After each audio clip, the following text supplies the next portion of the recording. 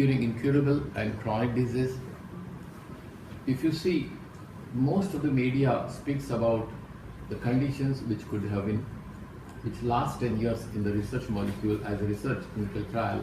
This has been giving trial therapies to as a compassionate treatments or clinical trials to many of the conditions, and we are seeing the results of this eluting chronic diseases. Most of the papers, they talk of this molecule working in different conditions like immunotherapies, like cancers. Making cell available as a drug, not so easy.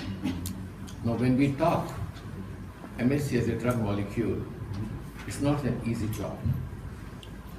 It's a very challenging job. When you are talking as cell as a drug molecule,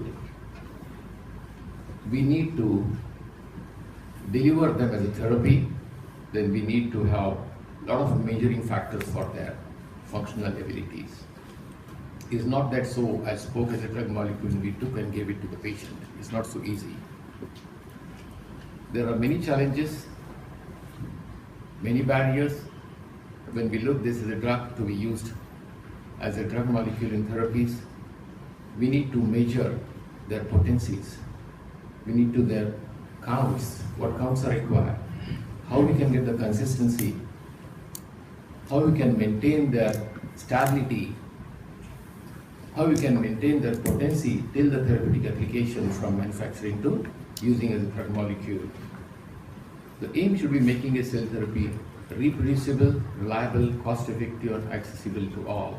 This speaks the reproducibility means that every batch when we are going to make, it should be with the same potency, same consistency, and same application when it's indicating, and in the same, whether it is produced in India or whether it is produced in US or China, anywhere, it has to have the same potency to market and stability. So it's a challenging job. It's not an easy job, and that too when we talk of making available as a drug molecule, then we have to talk of making available in masses, in billions of cells. The fundamental challenge is while a drug is an extremely defined process, the product, the cell is a product, is a very different. The cell is a product, is a living, breathing entity that can change with every manipulation throughout the manufacturing process, the person who is handling it, and also environment in which it is growing. It means it's not a job like a drug molecule. If you ask me to produce a pharma molecule in any of the factory, manufacture them, whether in US, Africa, or Europe, anywhere, at the end of the manufacturing process, the molecule what you get is the same molecule, the same potency, because it's a chemical molecule which has got its own SOPs and which has got functional status which gives the same action wherever it is manufactured. But the same principle you cannot apply to a cell because it's a living, breathing entity. It will keep on changing with each manipulation, even with the person who is handling the tissue or is handling the cell, even the media, in the environment, in the temperature, in the whatever is being done, it's going to change in the time frame where they are supposed to be changed. Cell will keep on changing, it's dynamic. So we need to have a lot of protocols, SOPs, standardization, which is very, very important to get all these factors standardized so that the molecule which comes out is standard.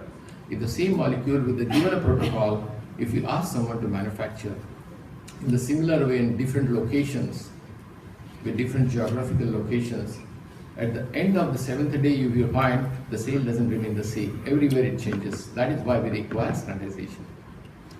This is what is called a very big manufacturing challenge in the cells.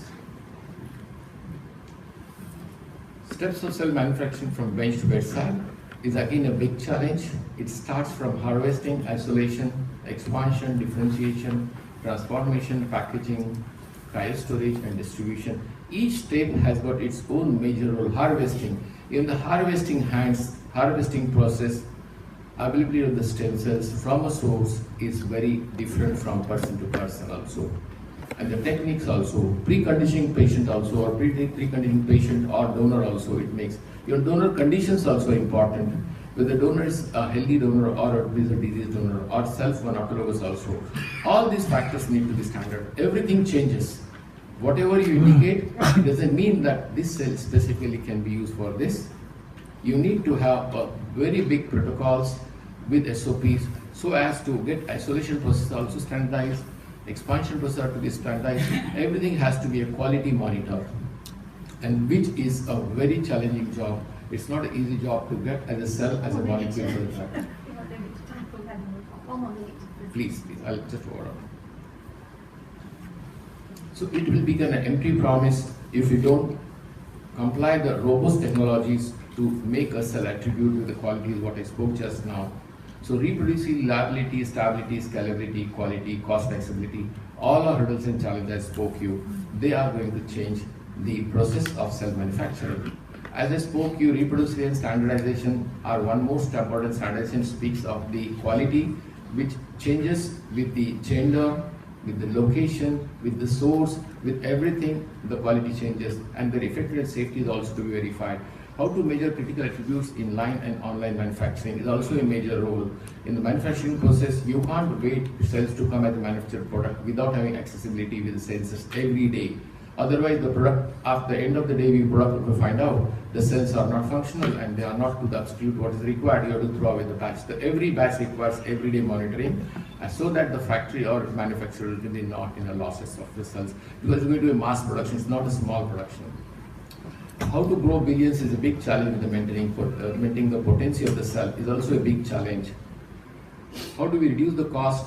Again, a big challenge without compromising quality. So we require advanced engineering advancements, particularly manufacturing process involved and critical quality attributes, develop sensors, particularly when we talk of a manufacturing process, sensors to identify the cell manufacturing at every stage. Then the potency says how to measure maintain the low cost.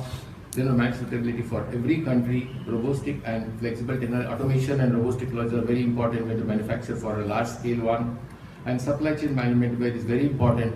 When we talk of manufacturing the stem cell in the factory, we can't depend on one media source or one company which is supplying your media or cocktail, which is every time, because once that company closes down, your entire process of manufacturing will come down.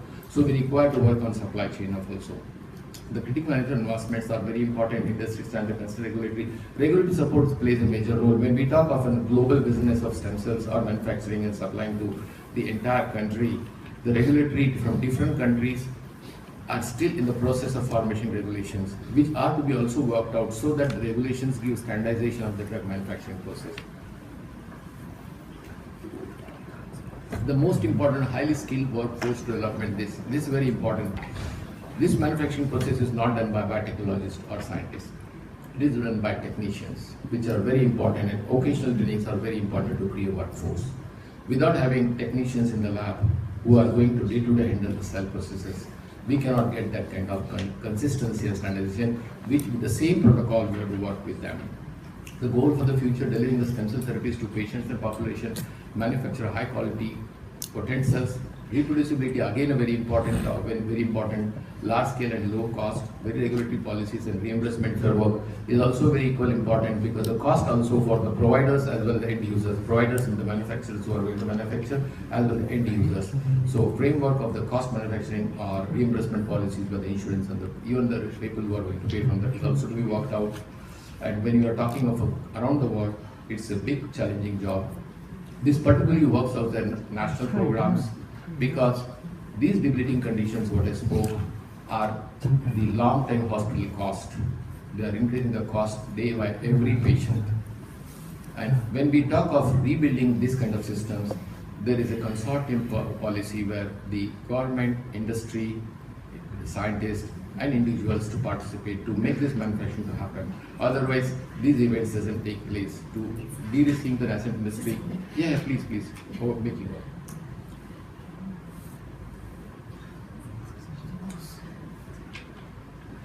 The applications of some of them are what we are using the stem cells in other conditions. Empty nose syndrome, cerebral palsy, we have around more than 2,000 people treated with this. Ultimately, what I look this molecule to come as a drug molecule, and we hope that this universal molecule will come as a drug for all of us to use and elevate the people from sufferings. The cure people are waiting for the treatment. Thank you. and thank you for hearing my patience for hearing from me.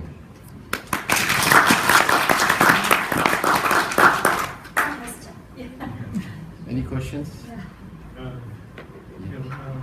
What tissue do you prefer, to isolate those mesenchymal stem cells for those purposes?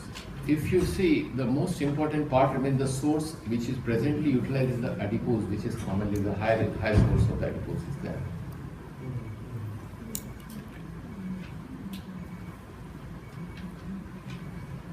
Any other questions? Okay. Thank you. Thank you. Thank you very much. It's time for a coffee break.